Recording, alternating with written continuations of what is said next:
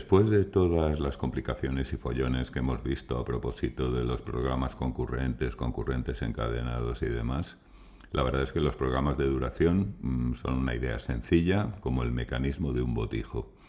En un programa de duración, una conducta recibe reforzador si y solo si se mantiene sin interrumpirse durante un cierto periodo de tiempo que nosotros hemos prefijado.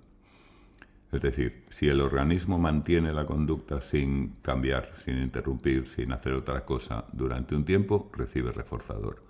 Si interrumpe la conducta, volvemos a empezar a contar el tiempo y no recibe reforzador. Estamos, por tanto, fomentando con ello el aprendizaje de conductas persistentes, de conductas que sean muy sostenidas en el tiempo, que se mantengan. Por ejemplo, para recibir reforzador, el niño tiene que permanecer durante 5 minutos mirando al libro y solo al libro, sin mirar a otro sitio, sin hacer otra cosa, solo mirando al libro, y entonces le damos el reforzador. O bien, piensa en el caso de un paciente con un problema de habilidades sociales. Entre otras muchas cosas, los problemas de habilidades sociales a menudo cursan con un déficit de contacto ocular. El individuo no es capaz de sostener la mirada de los otros, le cuesta mucho, mira siempre para abajo, para otro lado. Y esto produce en los demás una sensación inquietante, una sensación como de esta persona tiene algo que ocultar, se trae algo entre manos, no es de fiar, es raro, es rara. Lo cual da lugar a una dificultad de relación, evidentemente. Bueno, pues uno de los elementos que utilizaremos a veces es intentar conseguir que el paciente aumente su tiempo de contacto ocular con los demás. Para ello le podemos poner la regla de que solamente va a recibir el reforzador, en este caso posiblemente será simplemente nuestros signos de aprobación, en el caso de que permanezca durante, por ejemplo, 4 segundos mirándonos a nosotros a los ojos ininterrumpidamente. También es verdad que esto tiene un componente cultural importante. Es bien sabido que en sociedades, por ejemplo, del norte de Europa, la manera que tenemos los del sur, de Italia, Grecia, España, Portugal, de establecer contacto ocular les resulta un tanto intimidante. Es un poco como si les miráramos muy fijamente, pero bueno. Si suponemos que nuestro paciente es de nuestra propia cultura y que tiene, por tanto, para tener unas relaciones satisfactorias que amoldarse a las costumbres y convenciones de esta cultura, pues muchas veces vamos a tratar de conseguir que mantenga un contacto ocular duradero. Entonces, solamente le vamos a reforzar si permanece durante un tiempo manteniendo ese contacto ocular con nosotros. O bien, el perruno tiene que mantener el junto durante 2 minutos para recibir reforzador. El junto es la posición del perruno respecto al humano, de tal manera que se mantiene a su lado, a la izquierda o a la derecha, según el humano determine, y no se adelanta ni se atrasa, va junto con él, tanto en el desplazamiento como cuando se paran. Es un poco como si el perruno llevara correa, solo que no necesariamente la lleva. Si hay correa, como seguramente sabes es obligatorio en nuestro entorno, pues la correa no se tensa nunca. El peludo mantiene la distancia, mantiene la posición. Es una de las primeras cosas que se enseñan. Primero el siéntate, échate, da la patita y tal. Y en el segundo curso, por así decirlo, pues una de las asignaturas es el junto. Y es importantísima, claro. Lo que nosotros vamos a hacer es darle la recompensa, sí y solo si se mantiene junto, se mantiene en la posición relativa adecuada respecto a nosotros durante un periodo, 2 minutos, por ejemplo. En la aplicación de un programa de duración, típicamente lo que haremos será ir incrementando ese tiempo. Es decir, vamos aumentando la exigencia. Empezamos por reforzar al niño solamente por estar durante 5 minutos mirando al libro, pero cuando eso esté estabilizado, subimos el tiempo a lo que sea, 7 a 10 minutos, y así progresivamente hasta que consigamos que lo mantenga durante un tiempo relativamente largo. Lo mismo con el paciente y el contacto ocular. Y para el adiestramiento de los peludos, Lo que característicamente vamos a hacer respecto al junto es al principio reforzarle por mantenerlo durante muy poquito tiempo y posteriormente ir aumentando la exigencia de tal manera que el tiempo de junto necesario para obtener recompensa cada vez sea mayor. Con esto podemos conseguir que la conducta persista durante tiempos asombrosamente largos. Ya hemos comentado más de una vez que el trabajo en psicología tiene mucho de sistematicidad, mucho de paciencia y mucho de progresividad, de ir poquito a poco hasta alcanzar el objetivo que perseguimos. Programas de reforzamiento diferencial de tasas bajas de respuesta, llamados normalmente RDB.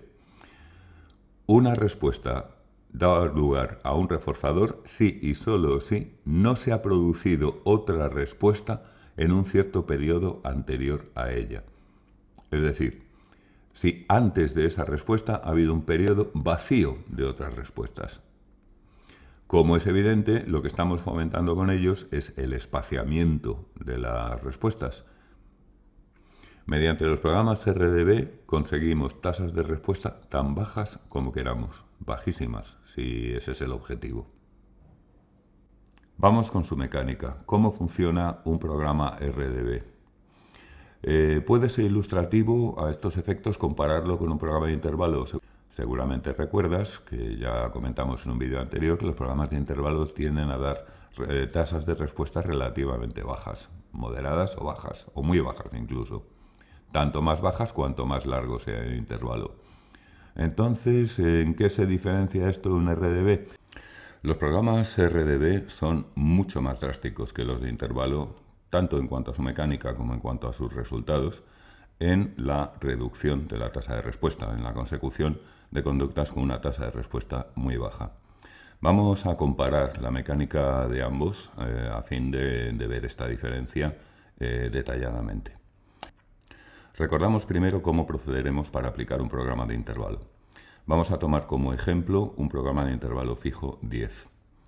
Como ya dijimos, una vez que se ha producido una respuesta la cual ha sido objeto de recompensa, se abre un tiempo muerto, un intervalo de 10 segundos en este caso, durante el cual las respuestas que dé el organismo no van a ser recompensadas. Imaginemos que el organismo da una respuesta dentro de ese intervalo, bien, pues no se recompensa. Da otra respuesta todavía dentro del intervalo, no se recompensa.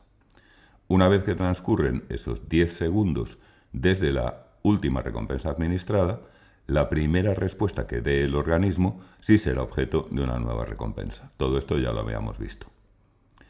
¿Qué pasa con un RDB? Vamos a compararlo con un RDB 10 segundos también y vamos a mantener la misma pauta de respuestas por parte del organismo para poder comparar bien. Empieza igual, del mismo modo, el organismo ha recibido recompensa por una respuesta y se abre un periodo de 10 segundos durante el cual no va a recibir otra. Entonces supongamos que el organismo responde dentro de ese intervalo. No va a recibir recompensa, pero pasa otra cosa crucial, que es que el intervalo se pone a cero. Esa nueva respuesta dada a destiempo reinicia el intervalo muerto. El organismo da todavía otra respuesta que sigue estando dentro del intervalo y no solamente no se recompensa, sino que el intervalo se pone a cero otra vez.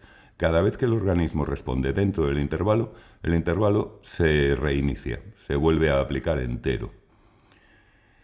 Al final, puede que ocurra que el organismo dé una respuesta que esté fuera del intervalo, y esta ya sí va a ser recompensada. Pero para llegar a ese punto, el organismo no ha tenido otra que pasarse 10 segundos sin haber dado ninguna respuesta. Es decir, en un programa de intervalo, el organismo no es recompensado por las respuestas dadas a destiempo, pero tampoco es penalizado por ellas.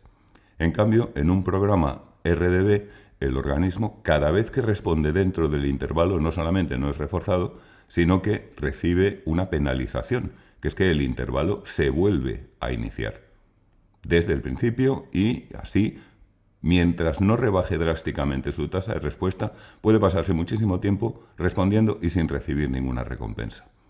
Como puedes ver, es bastante más tajante, bastante más drástico en cuanto a la exigencia de una tasa baja que un programa de intervalo. Los programas RDB tienen innumerables aplicaciones en contextos profesionales. Piensa, por ejemplo, en un caso evidente, en un contexto educativo. Típico niño o preadolescente que está continuamente pidiendo la palabra o queriendo intervenir en clase de tal manera y con tal frecuencia, con tal tasa de respuesta, que resulta disruptivo, que perjudica a la dinámica de la clase y al buen funcionamiento de la actividad. Podemos perfectamente aplicarle un RDB. Y esto significaría que cuando el niño pide la palabra, solamente se la vamos a dar, solamente le vamos a dar el reforzador, la palabra en la atención de los demás, en el caso de que haya transcurrido, por ejemplo, 5 minutos desde la última vez que la pidió. Si no han transcurrido 5 minutos, le volvemos a poner en marcha un intervalo de 5 minutos.